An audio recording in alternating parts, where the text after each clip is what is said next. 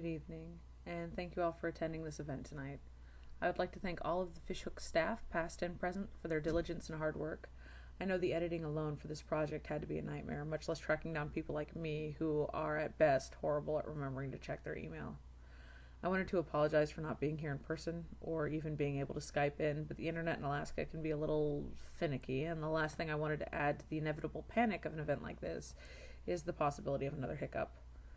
My name is Violet Rainbow Brooks. I was born and raised in Wasilla, Alaska, and have recently moved back home to be with my sister and her 3 children. When Caleb Sullivan, the Fishhook's current editor, told me about tonight's event, I had assumed they would find someone a little less dramatic and a little more photogenic. I have something of a reputation for being erratic and perhaps off-color with my humor.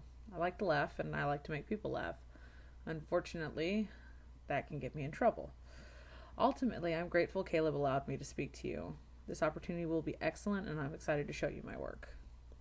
I had 4 poems published in this edition of the Fishhook. I had Love, The Hoss That Never Been Rode, Outrageous, and A Mighty Gift.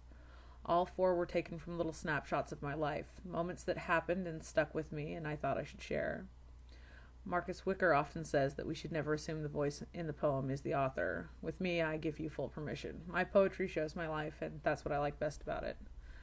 I decided to read Gift for you tonight, not because of how good it is, or isn't, but because Gift is one of those poems I will never finish writing.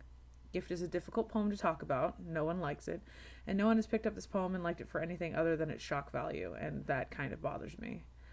I chose Gift because it never says what I want it to say to the reader. I started writing it sometime last year, and I'm still not completely happy with it. I suppose a part of me was interested in the shock factor of a poem about me wearing a dildo on my head, but honestly, I just wanted to write about how awkward the whole situation was. No one in Gift at the end is really sure what just happened, and I find readers often feel the same way the protagonist does at the end, just a little confused and ashamed. The point here wasn't, here's a dildo poem. The point was, can you see past the dildo in the poem? There are so many horrible things happening outside the pink pinnacle, and it seems wrong to focus on the crown jewel. But try as I might, I can't seem to get that through in a cold reading. That being said, please enjoy my narrative poem, A Mighty Gift.